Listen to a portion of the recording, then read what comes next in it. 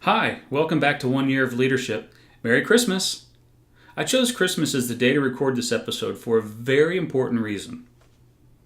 Today we're talking about purpose. And this might be the most important lesson of this entire series. So I really want you to pay attention. I love Christmas. I love the decorations, the get-togethers with friends and family, the food, giving gifts, and the magic in our kids' eyes. It's such a wonderful time, and I love it. And I also happen to be Christian, and so on this day, I celebrate the birth of Jesus. And my religion is the foundation of my purpose in this world, and purpose is so critical to leadership. See, purpose serves as a navigator. Even in the most difficult times, purpose can help point you in the right direction. It can give you perspective. It can keep you grounded. It's so vital, and yet I rarely hear it talked about in management and leadership. So I ask, what do you believe? Do you believe in God? You might even be thinking, is he telling me I need to believe in God? Well, I'm not telling you what to believe. I would never do that. I will, however, say this. I don't know how to find the type of purpose I've found in life without believing in God. So I'll let that be food for thought. But I've got a really important message for those of you that do believe in God. And some of you already do this, and that's great. But if you believe in God, go to church. Yeah, it's that simple. I hear a lot of people tell me, well, I believe in God, but I'm not a religious person. Well, that to me is like baking a cake without eating it. You're missing the best part. See, going to church does a few very distinct things. First of all, it recharges our batteries.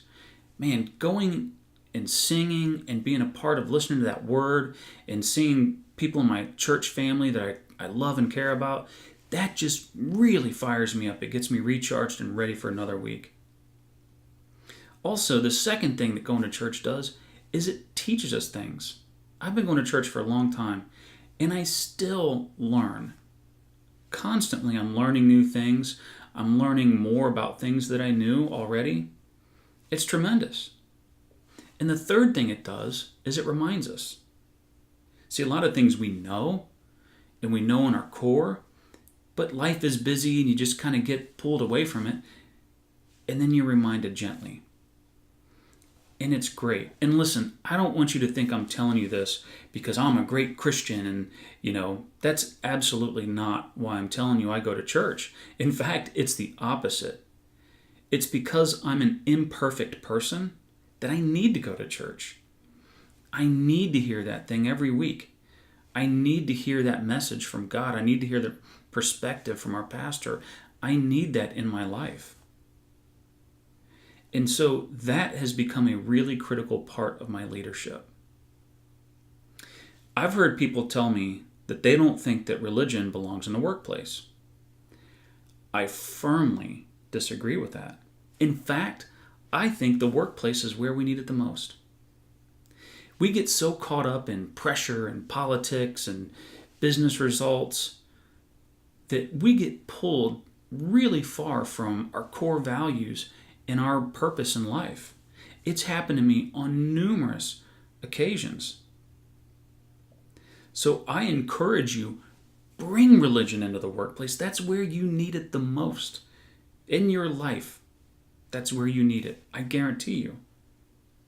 Now, am I telling you to go in and pray with your team and tell them that they need to go to church? And no, that's not what I'm telling you. In fact, I don't want to push my beliefs on you, and I don't think you should push your beliefs on others. But what you should do is, if you believe in God and you're learning things in church, and take those things, internalize them, and take them into your workplace.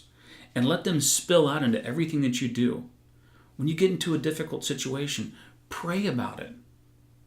When somebody does something nasty to you at work, extend grace to them in a way that they don't deserve it. Because when you do those things, when you act in that way, you can inspire others. And remember, leadership is inspiring others to take our goals as their own. And I think that there is no better way to inspire others than to take what you've learned through your religion and apply it in the workplace. Think about this. One of the most inspirational leaders of all times was Jesus Christ. 2,000 years after his life, we are still learning his word and taking his lessons and applying them into our life. He's inspired countless millions of people over the years and still does today. So if I can just get a little piece of that inspiration and apply it into business and be a servant leader, well, not only will I get great business results, but I can make this a better world. So thanks for tuning in. Merry Christmas, Happy New Year, and I'll see you next week.